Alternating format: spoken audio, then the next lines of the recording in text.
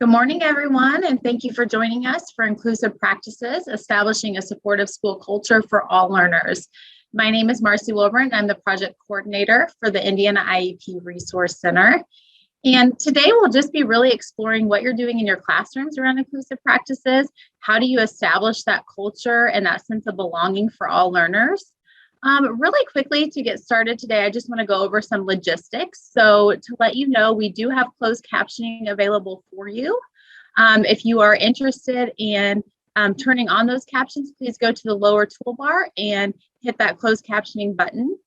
In addition, we are in the platform Zoom webinar. So please know that you are unable to show your camera or enable your mic at this time. However, I do want interaction during this session. I want you to be able to ask questions. So please do so by accessing the lower toolbar in the chat. There's also a Q&A option as well. When you are accessing the chat, you have a choice to just send it to the host, which is me, or you have a choice to send it to everyone if you want everyone to see your question or comments. You can enter it that way as well. All right, well, let's go ahead and get started today. So here are our learning objectives. We're really looking to look at the research supporting inclusive environments. We won't spend a whole lot of time on that, but just giving you access to where that information is in case you need additional information on the benefits of inclusive education.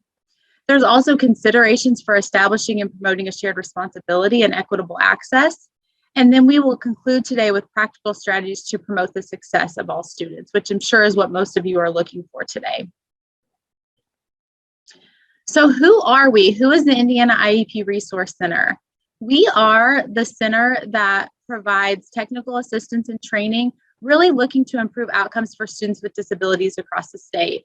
We want to improve inclusive education and really help teachers understand how students can be included effectively and efficiently, and really creating that access to the students within their classroom. But we know what benefits students with disabilities also benefits all students in the classroom. So though our foot in the door is typically working with students with disabilities, we also focus on what we're doing with Tier 1 instruction as well. So that is the Indiana IEP Resource Center and the work that we do across the state when we're helping to train and provide technical assistance to schools and districts. So who's here today? If you want to, we have a small group today. So just please go ahead and in the chat write what role that you serve. Are you a building leader? Are you a district leader? What is your role within your school or district?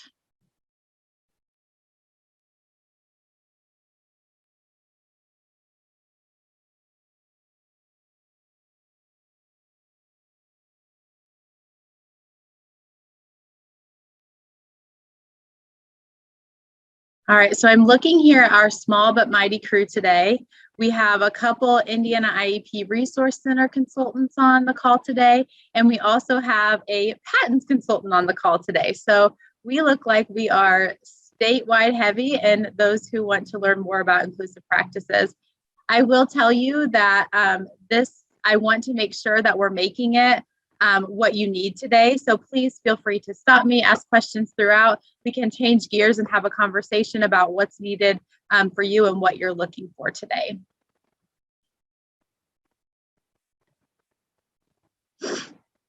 All right, at this time, I would like for you to participate in an activity. So in order to do so, we're going to use something called Mentimeter.com.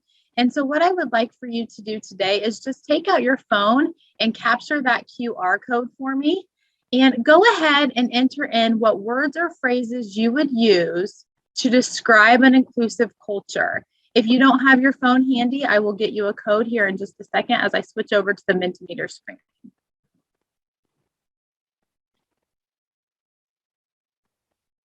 All right, so you can see now, if you missed the QR code, you can go to Mentimeter.com and you can enter in the 8-digit code at the top of the screen, which is 49941147. And go ahead and just take some time to enter in any words that make you think of an inclusive culture. What words or phrases would you use? I'm expecting those consultants from across the state to have some good words or phrases. So I'm going to give you some time. We're going to do some wait time so you can enter some good stuff in. Oh, I'm sorry. I was just told that you guys can't see the code because my HP toolbar is blocking that. I wish I could get rid of that, but I'm not sure how to do that. But I've minimized it and you should be able to see it now. So inclusive culture talks about belonging.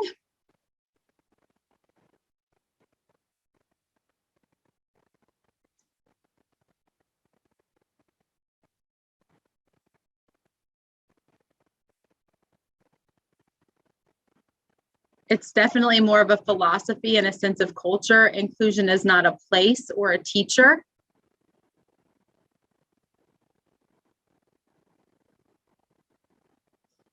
Well, if you have any others, go ahead and add them. Oh, all students can learn. Absolutely. All students can learn and achieve a high standard. It's a belief in that.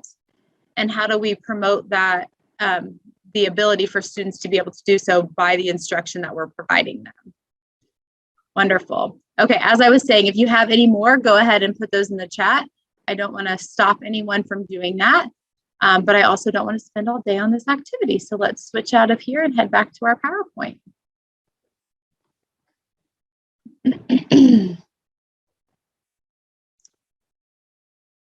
All right, thank you for sharing your input there. Now we're going to go ahead and share a video called The Evolution of Inclusion, which just provides a good foundation. And this is Shelley Moore. If you're not familiar with Shelley Moore, you need to be. She is amazing, and I am quite the fan. But she has 5 more minutes, which are 5-minute videos on how to push inclusion within your school, your classroom, your district, whatever forum you're working in. And all the videos are very practical. They're short, they're brief.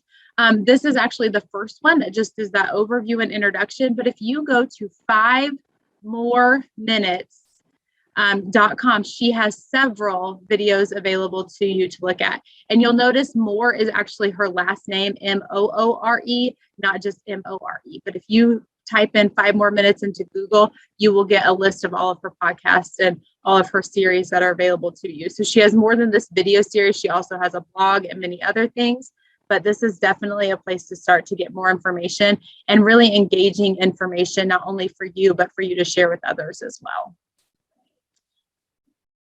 All right.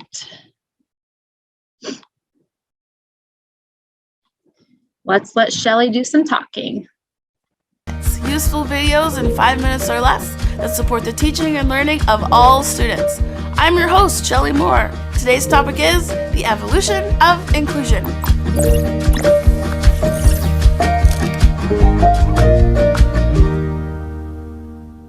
Okay, so you remember the dots? I know. I've shown you these before. But one colleague of mine suggested to me once, he goes, what if we didn't look at these as different concepts that we compare to each other, but instead as an evolution of time? It was totally brilliant. Now we could look at this timeline through the lens of any marginalized population, but to understand this timeline from the inclusion and disability perspective, we have to go back in time a little bit. Many of us know or are connected to someone who experienced institutionalization. It was even recommended to families by doctors. Although British Columbia was the first province in Canada to close down their institutions, there are still individuals living in these conditions across Canada today. The institutionalization movement is an example of exclusion. It separated individuals with disabilities from their families without choice. But the disability rights movement over the past 50 years, with the hard work of some incredible self-advocates and families, and maybe a little help from Geraldo Rivera, pushed communities to shift so that individuals of all abilities were welcomed and living in the same settings as their family and friends. This shift from institutions to communities, this was the start of the inclusive evolution. We have movement, but can we do better? Although many individuals are no longer excluded from their families and communities, they were, and let's be honest, they still are, expected to attend segregated schools or self-contained special education programs that are totally separate from the rest of the school community. And so parents started to ask some very good questions. You see, children with disabilities have siblings without disabilities, and families wanted all their kids to have equitable access to community-based education together. Kids started to be integrated into classrooms with their peers. They're in math together. They're in gym class together. They're eating lunch together. Kids are together. This is better. The shift from segregated to integrated schools and classrooms, this is the next step in the evolution of inclusion. We have movement, but can we do better? Well, this is where things get tricky, because integration, it doesn't take long to realize that just being together, it's not enough.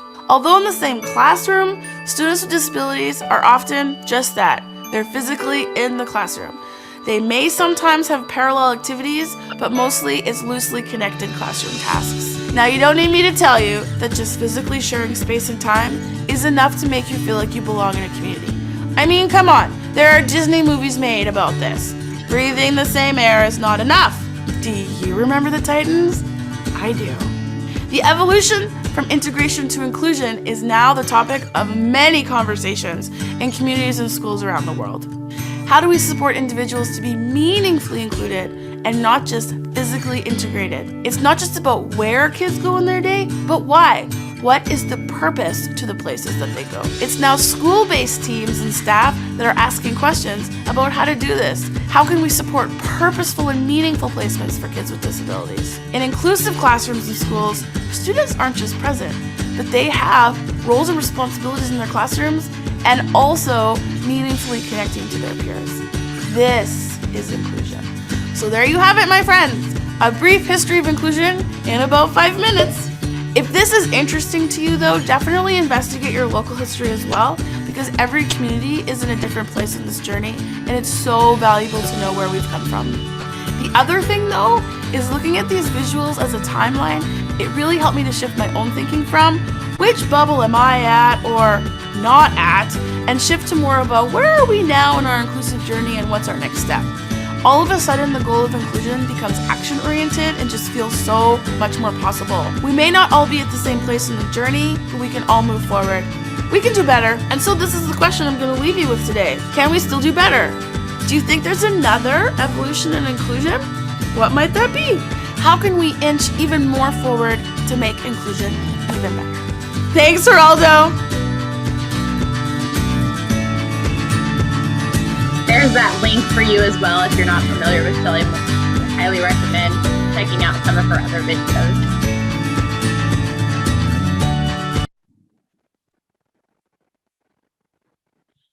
All right, we were looking previously at the timeline or the evolution of inclusion that Shelley Moore conveyed to us throughout that quick video. But I will tell you that she actually, in another video, really challenges her own thinking on, is that last circle where students with disabilities are integrated with their peers the final step towards an inclusive culture?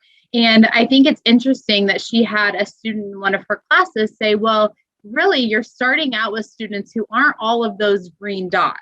Students come in all different colors. So even the students who do not have disabilities who are in the classroom all come with various strengths, various opportunities for growth, and then students with disabilities are included in there as well. So the student really challenged her thinking on who are we starting with? And students aren't all green just because they're in general education. They all have different stories to tell and different ideas for us as teachers to really understand. So when we're talking about inclusion, where are we in our sense of understanding of not just students with disabilities, but all kids in the classroom and where they're coming to and how we can best meet their needs? So really that's what we're striving for. We're talking about students with disabilities, but it's really much broader and much bigger than that. So let's talk about what inclusion is and what it is not. So inclusion really is providing an opportunity for students with disabilities to have educational equity and access in the classroom. That integration of students that Shelley Moore was talking about and having students in the classroom is a start, but it is not this dump and hope model that just because students are in the same space, that they're getting what they need. We need to make sure that we are putting together a supportive environment and instruction that meets the needs of those learners where it is meaningful for them to be in the classroom. In addition, it's creating that sense of belonging and sense of community within classrooms and really being able to form relationships with students across the board. And then making sure that it is not just providing a one-on-one aid with students or even a special education teacher in the classroom that hangs out near that student the entire time. I mean, think about that social hindrance that you're having with a single person next to that student all day long. Having support, whether it be a special education student or teacher or an assistant within the classroom, is great, but have them recognize that they can help all of the students in the classroom, not just the students with disabilities that they're serving. It's ensuring that students within that classroom have educational benefit. How is this powerful and meaningful to them? Not just putting them in the classroom again. Creating a sense of independence and interdependence, and not just that line of sight of inclusion. Really having a belief and philosophy that all students can learn.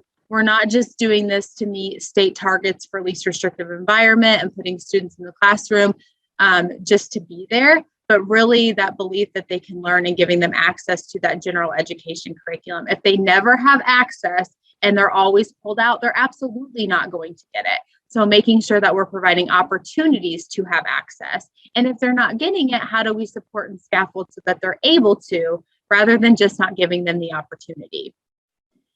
And make sure that we're breaking down silos between general education and special education and Title I and EL, English learners, all the way to high ability, rather than building up the walls. We live in a world where everyone is integrated together, so our schools should also reflect that world that we live in.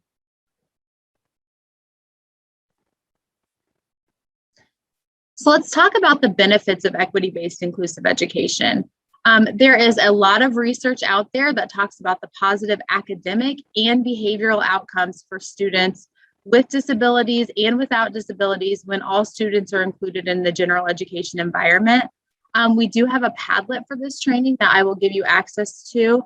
And within that Padlet are 5 or 6 research articles that really talk more in detail about the benefits of equity-based inclusive education. And one study was done right here in Indiana, out of Indiana University. And what they did is they were really looking at just the time spent in gen ed and the time that those students were exposed to the curriculum within that general education environment.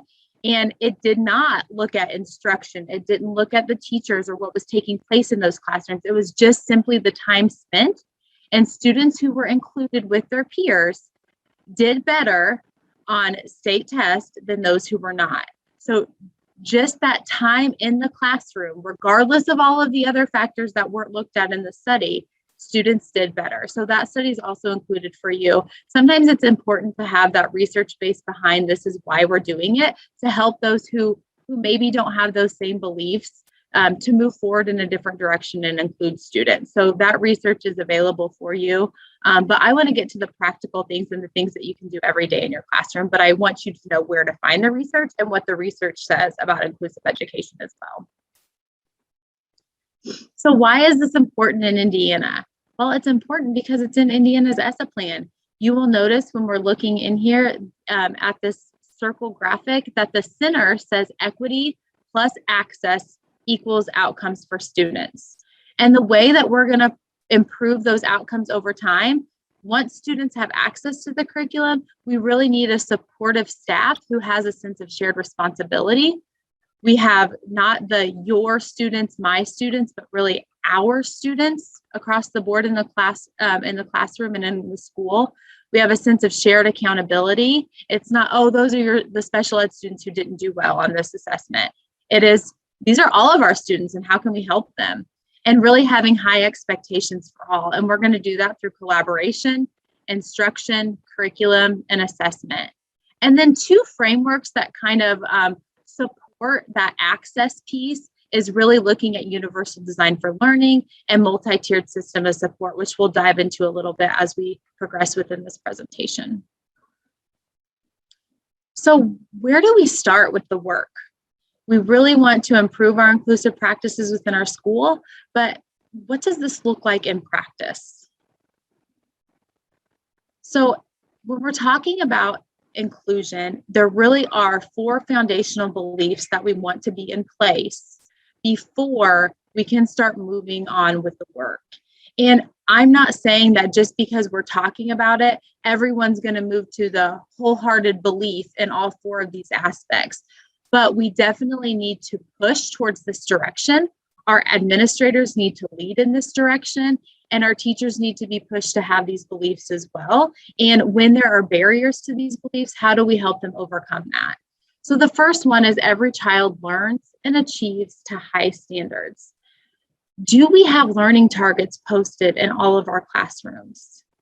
Do we believe that every child, and what does that word every mean? That all kids can learn and achieve and meet the standards that we're looking for. And our support is what is going to help them get there.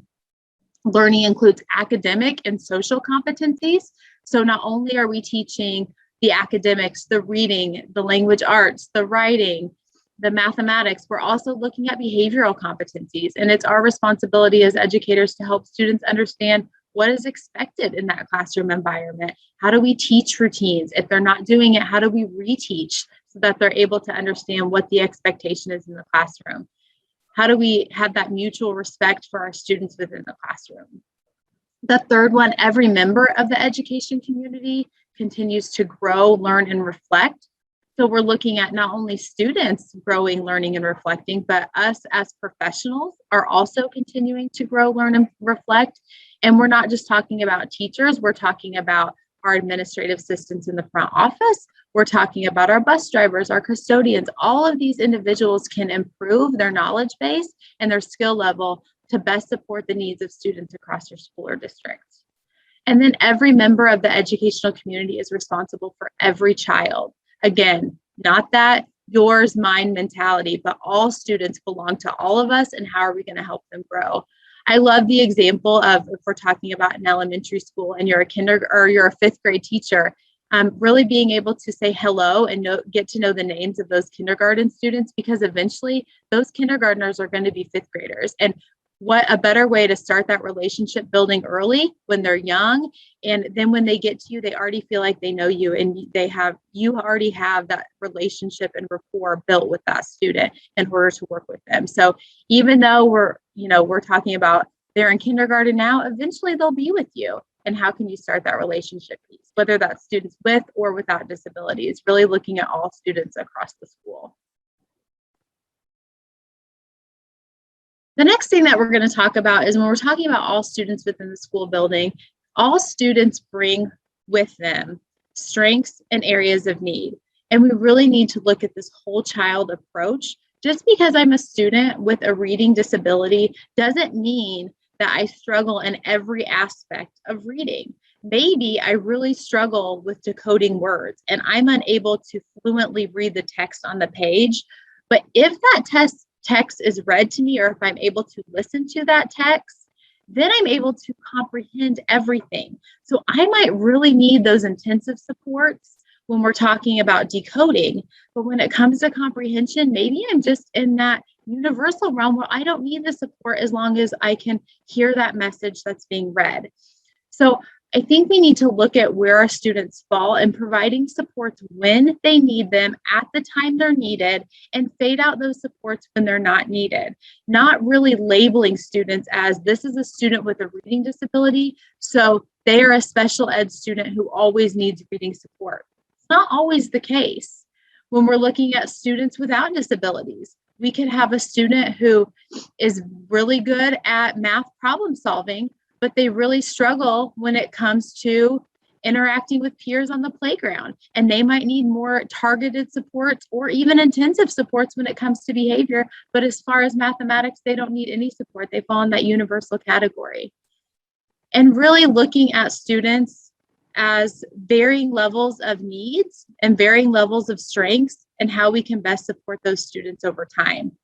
So I think you can think of yourself in this, not just students, but there are some things that you need a lot of support with, and there are other things that you don't need any help with over time. And so all people have these varying levels of abilities and these varying levels of need.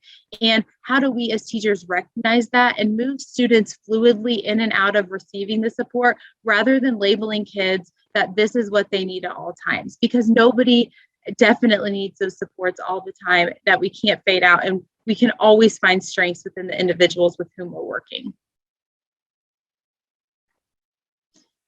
There really is this false dichotomy of disability. The student on the left is a student with a disability. and reading. The student on the right is a general education student. But what we find is that even though they have different status and different labels, they have a similar need where they both struggle and need support with decoding in the classroom. So the student on the right didn't qualify to receive special education services, but he's still struggling. And we have a legal obligation and an IEP that tells us that we have to support the student on the left, but we have a moral obligation to assist the student on the right and provide the supports needed for them to be successful in the classroom as well.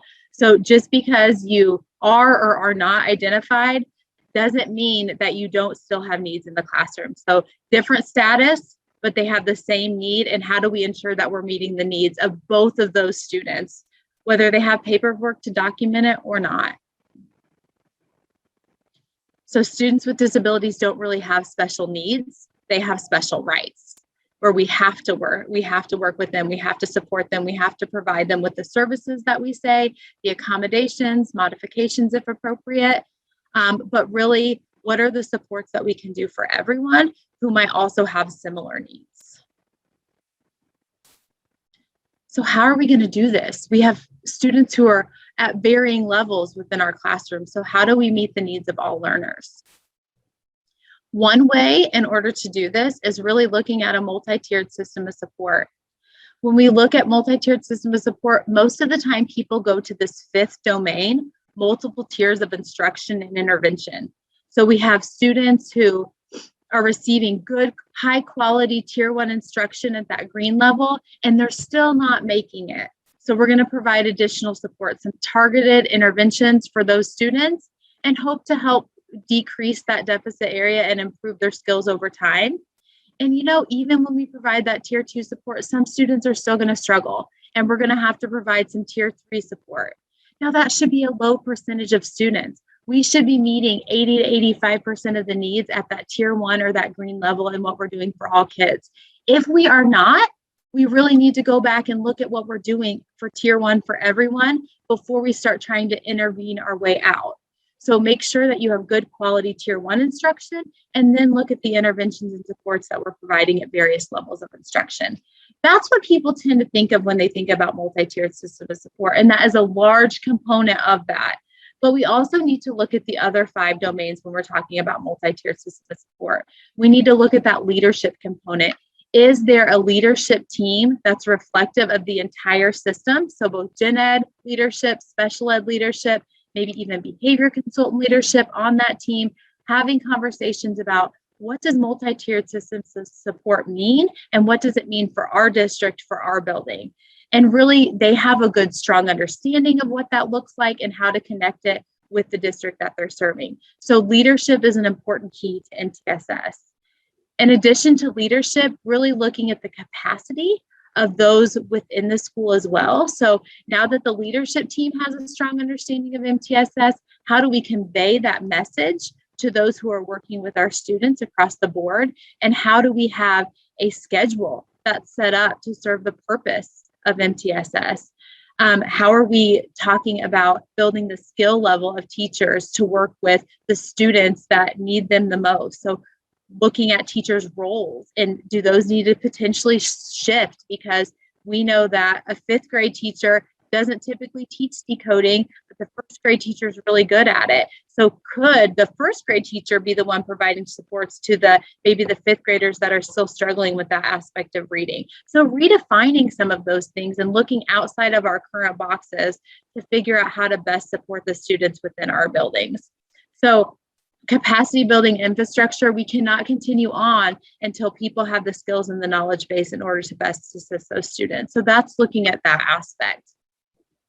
The other domain is communication and collaboration, and that's really looking at who are the stakeholders that need this information and what information do they need. So of course, communication and collaboration within the district, across buildings, within the staff that's there, but also looking, are there community members that could impact this change? Are there parents who need the information and need to be kept informed on what's taking place?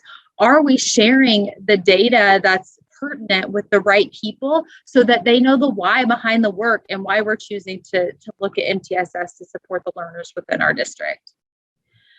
The last two that I want to talk about today when we're talking about domains of MTSS is really looking at problem solving and data evaluation. And both of these things really have to do with having a system of data. And when we're talking about behavior, we're talking about data, we're talking about academic data, behavioral data, data around social emotional learning. How do we support students in all of those areas in order to make sure that we know when they need support and when they don't need support? So when we're talking about problem solving, it really is, what is the process of accessing data, looking at data, diving into that, maybe the frequency of data meetings, and then to come up with, now that we understand the data and we know what the data is telling us, what action plans are we going to have around that? And then the data evaluation piece is, once our teachers have access to the data, they truly have an understanding of the data and what it means. Again, do the right people have the right access to data?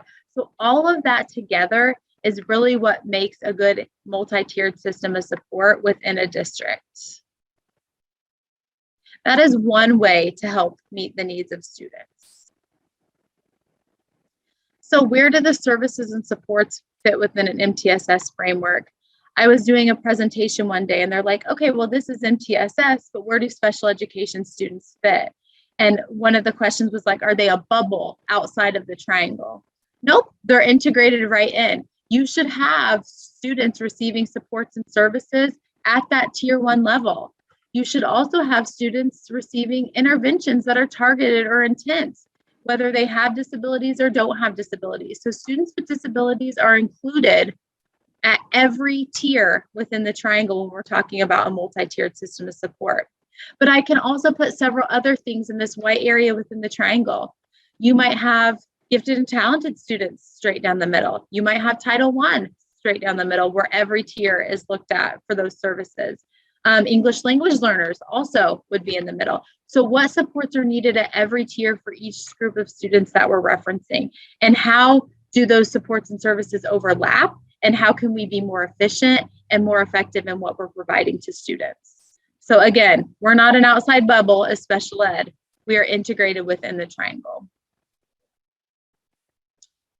Another way to support students with differing abilities or even interests within the classroom is really looking at differentiated instruction. So when we look at differentiated instruction, we know that teachers recognize and they do great things in their room and notice that a one-size-fits-all approach really doesn't work for all their students. So differentiation gives them some ideas to get the students in front of them, see what some of their interests, their strengths, their needs are, and then how do we really adapt what we're doing within the classroom in order to respond to those strengths and needs that they have. So let's just talk a little bit about what differentiation is and what it is not. So we know that teachers have a toolbox of tricks that they can use, and we definitely want to build those strategies that teachers have. But similar to talking about, we can't intervene our way out of poor tier 1 instruction, we also can't use our bag of tricks to get out of our low quality curriculum. So it really needs to start with effective tier 1 instruction with high quality curriculum that we have. So that's the starting place for differentiation. Once we get a good starting place, then we're going to look at students where they're at. We're going to have pre-assessments. We're going to have post-assessments. We're going to have formative assessments as we're instructing within the classroom. And we're going to make plans based off of the results or the patterns of those assessments in order to make changes. This is not something that you have to do every moment of every single day. This is also something that you're going to do every once in a while. So you have to find that balance of when do we need to assess, when do we need to determine what additional supports are needed. And part of that can be those priority standards. What is the most important content that students need to know? And that's what we're going to make sure that we're providing these additional supports around so that students are able to have access to that content. Then we're going to take those assessments and we're going to tailor that instruction, tailor those tasks or learning activities to meet the needs of those students. It is not a separate lesson plan for every single student. Definitely not. How do we group students together to make this effective? How do we provide choice when we can without making it its own lesson plan? But you are not going to have 30 lesson plans for your classroom. That is not the expectation by any means. It's really looking at designing respectful tasks and using flexible grouping and not keeping students in static groups over time. Flexible groups should change over time. Sometimes you're going to have heterogeneous groups. Sometimes you're going to have homogeneous groups. Sometimes you're going to let kids pick groups, and sometimes you're going to have them very structured on this is why we're putting students in these places because of assessment results or whatever it may be. Designing respectful tasks is something that differentiation really leans a lot on. When we talk about respectful tasks, it's really looking at keeping the task at the ability level, at the age level appropriate, maybe even interest level appropriate for students. So for example, it would be disrespectful in a 5th grade classroom, even though a student might be reading at a 1st grade level, to pull in a 1st grade level book that is completely out of their interest level. So think about how can we take the text that we have or the content and the interest of a 5th grade student and then adapting that reading level to meet their needs at the level that they have. Also, thinking about our students that struggle, we don't want to just give skill and drill worksheets over time when we have our students who are excelling, doing all these fun enrichment experiment type activities. So really looking at, are we kind of making it fun for all and engaging for all across the board and keeping the task respectful to the learner as well. It is definitely a way up to the standards. We want to scaffold and have students reach up to that point, not a way to avoid standards and learning goals. But recognizing that there is so much to put into a single school year that a student has to know, we really need to prioritize what's the most important and helping students build up to that level. It is critical to improving instruction for all. It's not just for students with disabilities or English language learners or even at-risk students. This is something that helps all learners really determine the best way that they learn and help them be expert learners. So exposing them to different ways so that they can figure out, hey, that's what works for me. As adults, you know whether it's easier for you to, listen to a podcast or whether it's easier for you to sit down with the physical book in hand and read it, or maybe you can read it on your Kindle or your iPad, whatever it may be. You've learned that over time. We need to help students understand how they learn best as well. So some considerations for differentiation when we're talking is really looking at what are we doing for the classroom community as a whole? How can we be sure to articulate learning goals, not only so we know what we want to accomplish that day, but so that our students know what they need to accomplish? What do our assessments look like over time? And then we are really going to adapt the content, process, product, or the environment based on these 3 categories: student readiness, student interest, and their learning preferences. So differentiation is yet another way that you can support students of varying abilities and interests within your classroom. Another way to look at is universal design for learning.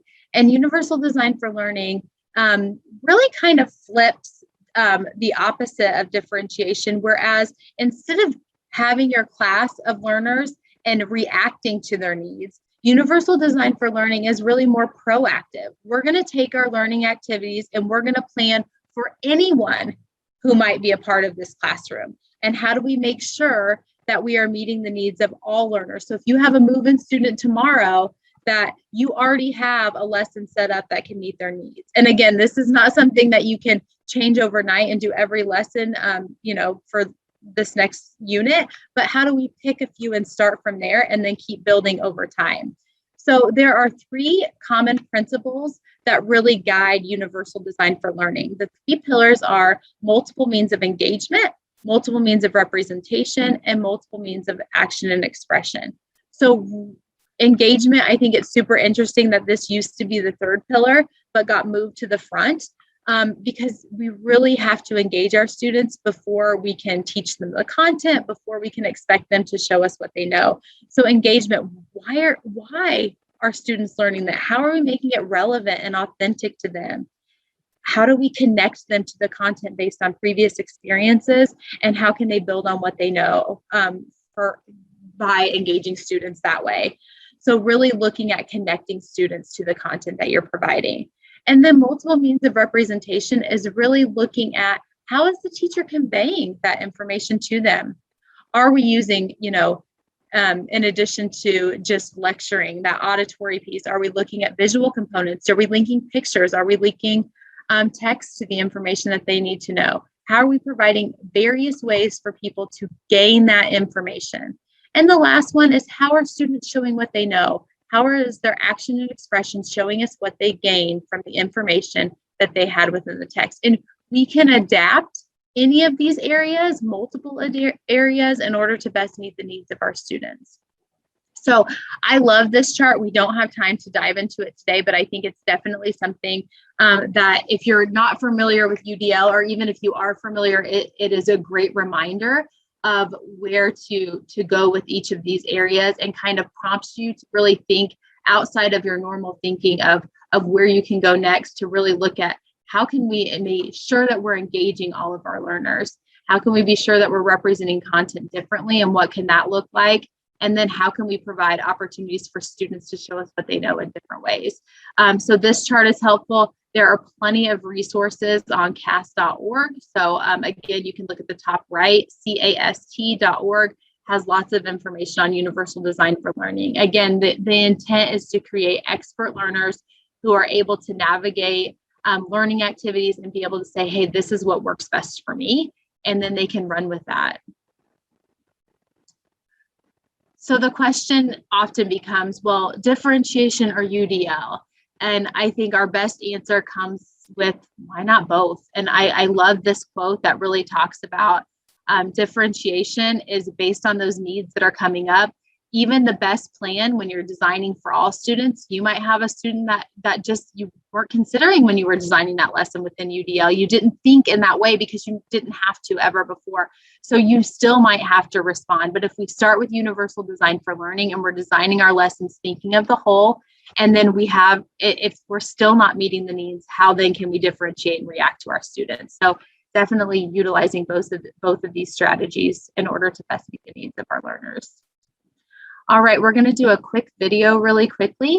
And I would like for you just to consider differentiation in UDL during this video, and consider how this teacher is meeting the needs of all the learners within her classroom.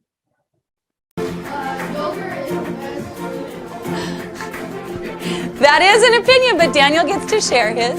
I'm a word person. I feel great when we're all reading and discussing and writing papers. That feels super comfortable to me. But it's not successful for all my students, so I need to disrupt that for myself. Now, right before we sample it, Mick, tell everybody what is it that you need to be able to do by the end of class today? I can describe the process of milk turning into yogurt through fermentation. Okay, here is a job that I need. I need every person in this room to get a plastic cup. Within any single day, you'll have a variety of access points for the content. And I do find that it deepens engagement for gen ed kids, for special education kids, for all different kinds of students, because there's more to do. Like, we got to keep it moving. Otherwise, it gets really boring. So it's trying to find a way where there's something that's video, where there's something that's audio, where there's something that's visual, where there's something that's read. It is about that many paths, many paths. Floating around. Nobody's connected to anybody else. Floating around. We're floating around. Now make one milk protein. One milk protein. I really learned how important it was to introduce more visual cues for my students who are English language learners, where you do an action related to vocabulary or related to a concept. We're going to stretch out, stretch out. The learning gains that I saw for my ELL learners were so huge when I started to disrupt a purely language-based and word-based type of instruction. But what do I want now? Connect. Connect. Connect. Connect. It matters less to me how we arrive somewhere. What matters to me is that a student develops the conceptual understanding around something. Get tiny, get tight, get small. You're a tiny, tight little milk protein. I just saw my students really be able to shine. It was beautiful to watch. Okay. And collapse.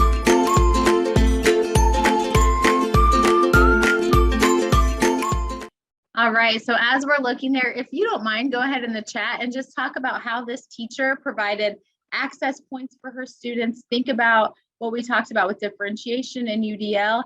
How is she offering these types of supports to students within the classroom?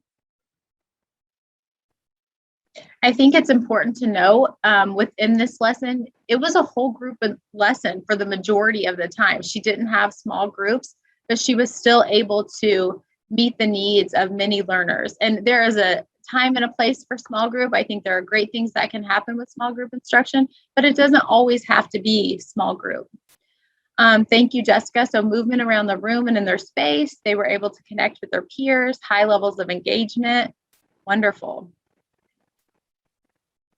Even some of the work was all on the same learning targets, but was definitely tailored to meet the needs of the individual. So I don't know if you noticed, but one of the worksheets was definitely had some more built-in supports with graphic organizers and interesting information there that was provided. So again, other things that you can do that has the same learning target, but meets the needs of the learners. We have some more answers coming in. Just one second, let me go to the chat here.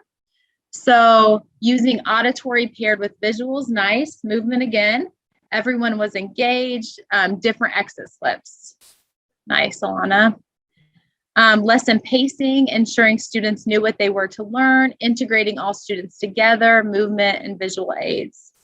Wonderful. So it can be done. Now I would say the planning for this probably took her some time. She had to get the yogurt, get the experiment going, but everyone had the opportunity to dive in it. And the time spent was worth it because students were able to understand exactly what they were doing.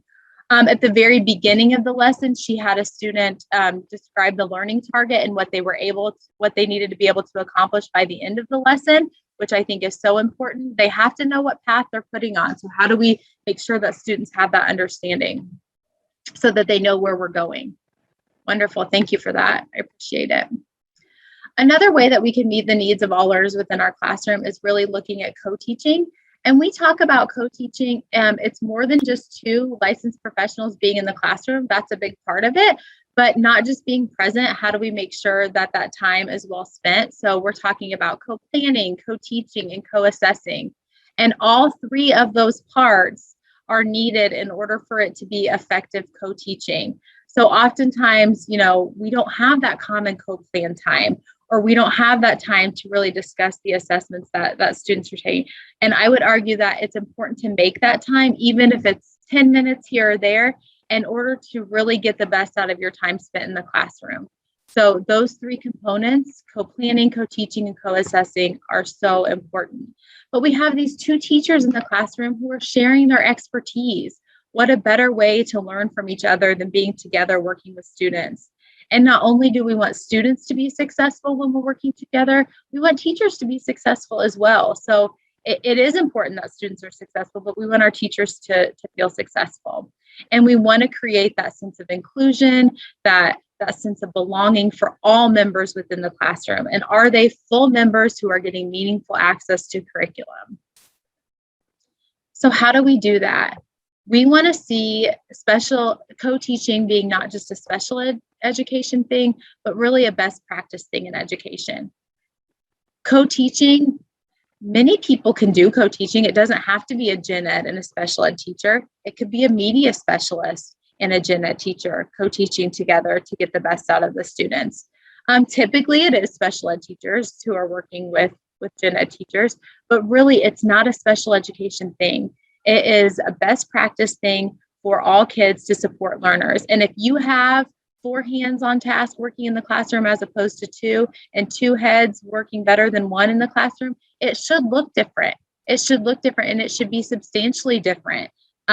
When you have admin paying 2 professionals to be in that classroom, we want to see something different. We want to see things going on in that classroom that we can't do as one. So how are we utilizing small groups? How are we breaking students up so that they're able to get the content, and we're working together so that they have more opportunities to respond within the classroom? And what can that look like? And it's more than just one teacher go in and the other teacher kind of float around and support. That happens and it's appropriate sometimes, but how can we use some of the other models in order to best support the learners within the classroom?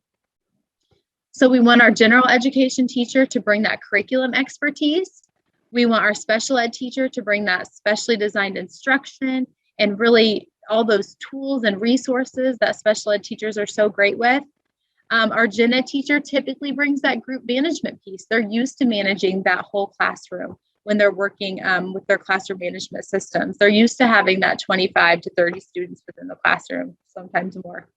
The special ed teacher brings focus on individual students. They have a rapport with students. Sometimes our special ed teachers, if it's at a building, you might work with them and loop with them over time.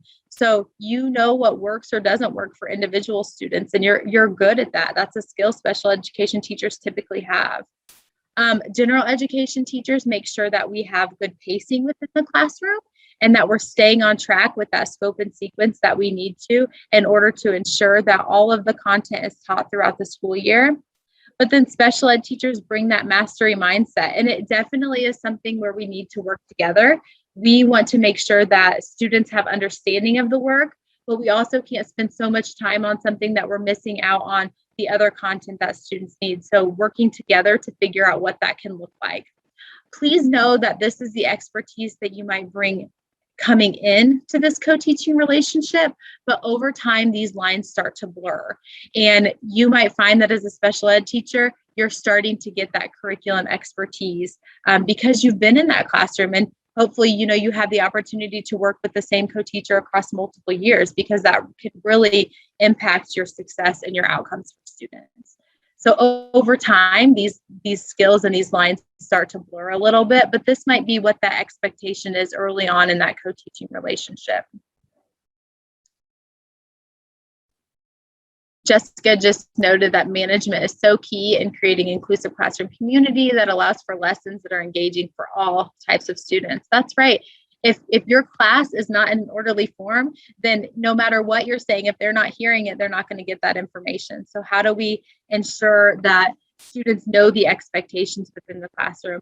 One of the activities that we do in our co-teaching training for looking at the relationship between our co-teachers is have them sit back to back and write down the rules of their classroom that's taking place. And then we kind of have them turn around and show each other the rules. And it's interesting that oftentimes there are similarities, of course, but sometimes there are differences or gaps.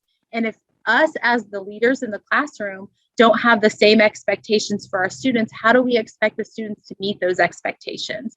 So making sure that we do have conversations about this is what's important to me, this is what students need to do within the classroom, and then conveying that message, that common collaborative message to our students over time. So here are the co-teaching models or approaches that I referenced earlier. The first one that oftentimes at the beginning of the relationship, this is where it tends to go, one teach, one assist, where you have one teacher who's leading the entire lesson and the other teacher is going around assisting our students and supporting them. And when we're talking about one teach, one assist, there are definite positives to this. You have a teacher who's able to immediately help a student, whether it's an academic problem or even just, sometimes proximity of a behavior problem of being close to them so that, they can stop that behavior from happening. One teach, one assist is great, but there are some barriers to this approach. When you have one teacher who's leading the class and maybe you're supporting a student academically and you're over kind of whispering in their ear and helping to answer their questions and troubleshoot, please know that you may have caught them up on that one thing, but if it goes on too long, they have missed what is taking place in the classroom for the next maybe key part of the content that they need to understand. So this is something that you will absolutely use, and I would argue that you'll probably use one teach, one assist almost every single day, but it should not be used for an entire class period. So if you are in that class period for 40 minutes, one teach, one assist for 40 minutes is not the most effective use of co-teaching or two individuals to be in that classroom. So one teach, one assist, great, but definitely not something that we want to use all the time. One teach, one observe is just that, where one teacher's up teaching the class and the other teacher is observing. They might be observing to collect data on our flexible groups for our next lesson. Who's getting it, who's not, who needs more assistance. That's how we're going to group students out today. And that's how we're going to respond to their needs. They might be collecting data for progress monitoring for IEPs, whether that's academic data, behavioral data. They're observing. There is a purpose to that observation. They might even be observing the teacher who's teaching to say, hey, that was really effective, or that activity didn't go so well. Here's how we're going to have to change it to make it more effective later. But the intent is that you plan for these observations so that they take place. Maybe every Friday, the special ed teacher has 10 minutes of the lesson where she's observing to collect data for her IEPs. That's her time to get that progress monitoring data. We're not waiting right before the end of the quarter to collect that data, but we're doing it incrementally throughout. So we have better data, we have more data points to look at, but we have a purpose to that one teach, one observe. So again, definitely a model that you're not going to use all the time, but one that if planned for can be very well done and very purposeful and give a lot of information. Parallel teaching is when we take two individuals who are going to, or two teachers who are going to teach that content, and we take the class and we divide them into two groups. It could be two equal size groups, two different size groups, but we are going to teach them the same content. The same content's taking place. That doesn't mean we're teaching it in the exact same way, but we are going to teach the same content to both of these groups of students. Maybe in parallel teaching, a student has a better rapport with another teacher, so we're going to make sure that student gets to be in that group. Maybe one group really responds well to hands-on activities and another group really responds well to more of a lecture visual-based instruction. So we're going to divide it out that way.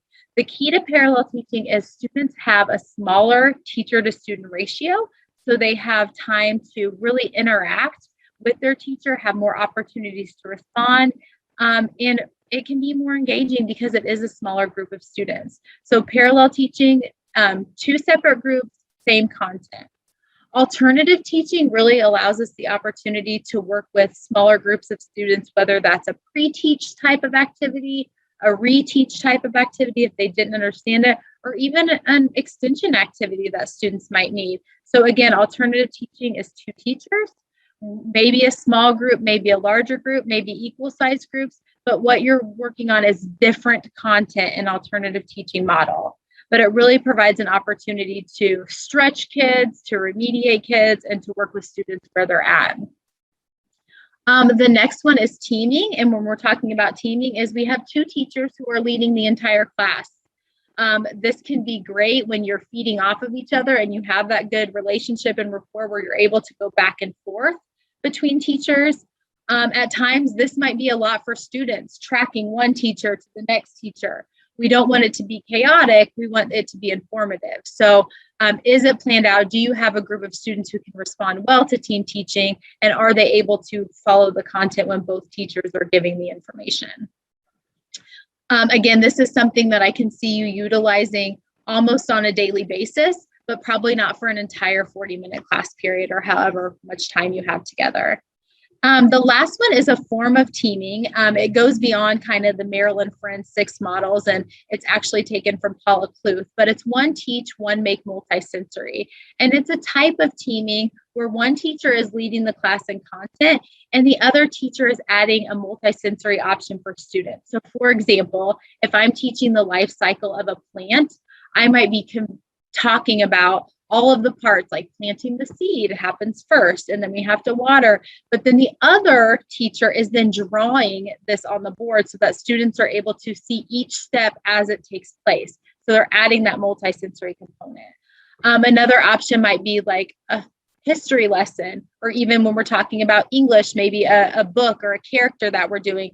One teacher is teaching about the character, and the other teacher might be acting it out. They might even be in costume of what that could look like. So just adding another avenue that can be fun, creative, engaging, really to get students linked in and help connect to what they already know so that they're able to retain that information over time. So again, you have two people, use those two people, plan out what that's going to look like so that you can be most effective in meeting the needs of the learners within your classroom. All right, so those are all things we talked about: differentiation, universal design for learning, stuck MTSS in there at the beginning, and then kind of ended with co-teaching. Those are things that we're doing for everyone, really looking at that tier 1 model. It doesn't change anything. But then in inclusive classrooms, there are things that we're required to do by law for students with disabilities based on their IEP. So let's just talk about those things really quickly. We have to have some form of specially designed instruction for those students, whether they're in general education, whether they're in more of a resource model. We have to focus on that specially designed instruction. What do they need in terms of content, methodology, or delivery that addresses their unique needs or their deficit area? Their disability tells us we have to support them in a different way, and we have design instruction to do that. That doesn't mean that students without disabilities can't benefit from the way that we modify the instruction, but what do we have to do for students with disabilities? So that is that specially designed instruction piece, and we need to make sure that we're meeting the needs of all of our learners, especially students with disabilities, by providing specially designed instruction. So how do I know it's SDI? And again, this is lots of bullets, but let's just go over the basics of it. We are really looking at students' present levels of performance within their IEP, where they're at, where their goals are, what do they need in between in order to get from where they are now and to achieve that goal over time. That's that specially designed. The answer to that question is that specially designed instruction piece. And it's going to promote learning regardless of their disability. So the disability, we recognize that that's a barrier. So what do they need to get over that barrier or get around that barrier? And what support and instruction can we provide? Data is used to determine the instruction and effectiveness. So we talked about in co-teaching, we have that one teach, one observe. How are we taking that data to say, hey, is this working? Is this not working? Again, don't change it after one data point. Wait some time to see. It's sometimes effectiveness takes time and we're often too quick to change. But if it's 6 data points down the road and you don't have any change, it may be time to say, this isn't working. We thought this was a good path for the student, but it's not. Maybe we need to go back and revisit it. It's going to be research or evidence-based and oftentimes specific to that disability. So make sure what you're choosing shows that it's going to benefit students with a reading disability or benefit students who struggle with processing. Systematic instruction. So it's planned. It's not off the cuff. It's planned. It's delivered over time. We're documenting it and we're evaluating it. And we have that information. If somebody says, what are you doing? You can say, here it is. Here's exactly what I'm doing. Here's how often I've done it. Here's what it's looked like. And here's the results of that over time. The teacher is leading the delivery, and it says teacher is leading the delivery of instruction. It doesn't have to be a special ed teacher who is focused on SDI. They might be the ones that come up with the plan and work with the case conference committee to determine what that is, but then they can shift some of that to a gen ed teacher. So if you're doing alternative teaching in a co-teaching setting, or if the student is included in that general education setting, the general education teacher can provide that specially designed instruction as well. The special ed teacher can, absolutely, but don't feel as if it falls on the special ed teacher. Instruction is needed by the student with a disability. It addresses those deficit areas in order for them to kind of reach up to that grade level content that we want them to have, and addresses any domain based on student need. And the goal of this would be, if we're doing it now, then how can we transfer and maintain those skills for later and generalize those skills over time? So you might be teaching it in this setting, but can they do it in the other setting without as many supports? That's the end goal. That's what we want them to be able to do. The other thing that we have to do for students with disabilities is provide their accommodations and their modifications for students. So accommodations, how are we leveling that playing field? Are we providing supports to students in order for them to be able to access the curriculum and kind of moving around those barriers? The learning targets are the exact same as they are for all other students when we're talking about accommodating. When we're talking about modifications, we might be changing some of the content. We might be changing the complexity of the content that we're providing to students. So that is a change. Whereas accommodations doesn't change it, it just provides tools and supports in order for students to remove those barriers. So that is the big difference between accommodations and modifications. We're not changing the learning targets when we're talking about modification or accommodations. We are when we're talking about modifications. So really the question becomes, with this information that you've gained today, Where are you in your inclusive journey? Let's go back to Shelley Moore and think about those circles. We know that school systems across our state, many of them, have the separate classes and those segregated classes still taking place. Students are segregated from their peers. More of those functional skills, life skills classes, some programs for students with autism, those types of things. And that might be what's working best for those students at this time. But is that something where those students could be included a little bit more each time as the system and as the capacity of teachers and the knowledge base and the skills improve, that those students might be successful in a gen ed classroom as well? And what does that look like? So, that is lofty, and that's where we want to move towards. But everybody falls at a different place within their beliefs and their current practices that they're doing. Where are you? Consider that. And where would you like to go next? And can you do better? I love these two quotes. And I think this is important just to, depending on, the audience of who you're working with, it does not matter if you are a second grade teacher, if you're a special education teacher, even a custodian or a parent or a superintendent can start to shift this mindset of inclusive education and really start the practices within their classroom.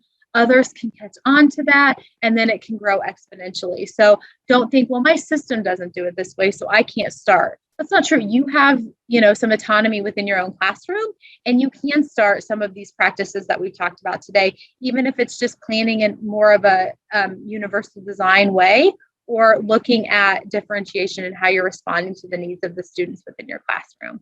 So just starting is important, and you can start small. No one's asking you to change everything tomorrow. And again, if we can now extend inclusive education to include every diverse learner, then we can also start to view inclusion not something we simply do, instead it becomes something that just is. So when we can stop talking about it, and everything is in place to support all of our learners within the classroom, then we've truly made it. And I think we're far from that, but these conversations and this training today can help you move to that place. Some of our favorite resources that the center uses to really promote an inclusive culture is, of course, I tooted Shelley Moore's horn a little bit, but One Without the Other by Shelley Moore is a great book of stories that people can connect to and really makes it real for them. Your students, my students, our students, Rethinking Equitable and Inclusive Classrooms definitely challenges the beliefs that you might currently have on what it means to include students and how we ensure that we're putting their needs first and providing them with the best instruction that we can as teachers. And even bigger than that, the system level being ready to educate all of the students within their environment that they have. Some of my faves on differentiation, there are two books, one for the elementary level and one for the middle and high school level, but Christina Dubé and Jessica Hockett are both practitioners who share very real examples that are practical that you can simply copy paste and do on your own within your classroom. So I love the practicality of these. They do provide kind of the why behind it, but then every why chapter also has a tool chapter that provides practical resources. So these could be a good start to differentiation if that's something that you feel like you need additional information on. Universal Design for Learning. So we have Patents is a great resource when we're talking about universal design for learning in schools or in districts. They have consultants who can come out and support. Also, another practical book that is wonderful is Universal Design Daily, that really provides just page after page of activities that you can use in your classroom to really support and challenge all learners, and provides really engaging different ways of activities. Again, short little paragraphs to read and implement tomorrow. A couple on co-teaching. These are the Marilyn Friend Co-Teach book. You can't talk about co-teaching without, discussing this book. It's a great book. It's a little bit more of a textbook feel, She also has a new one out on co-teaching and SDI. So if SDI is something, especially as a special educator, that you feel that you need more information on, that could be helpful to you as well. More practical side of things is 30 Days to the Co-Taught Classroom by Paula Kluth and Julie Costin. And this takes you through 30 days of really that relationship building with your co-teacher, how to get into the planning aspects, provides lots of tools and templates for that. And then how to execute some activities within each of the models that we talked about today. So that could be another one that would be beneficial to you as well. And finally, oh, look, there's the SDI and co-teaching one. I forgot that I included that one in here. And then we also have guidance documents from the Department of Ed on specially designed instruction as well, and considerations for specially designed instruction. And information on accommodations and modifications is also on our website. Are there any questions today? Well, I am happy to stick around and answer any questions that you might have, or even if you're interested in any of those resources, please let me know. I'd be happy to provide those to you as well. Before you leave today, if you could please go ahead and take your phone, snap this QR code and fill out an evaluation. The evaluation is actually on the left. If you don't have your phone and it's not accessible, then go ahead and do the eval link with the URL, www.indianaiEPRC.org/eval.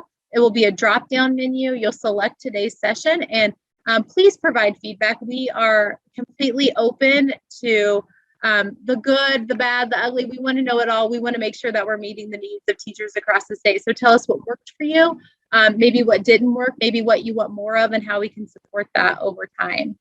On the right side, there are a link to additional trainings in our Professional Learning Center. So if you can click there if you want additional information as well.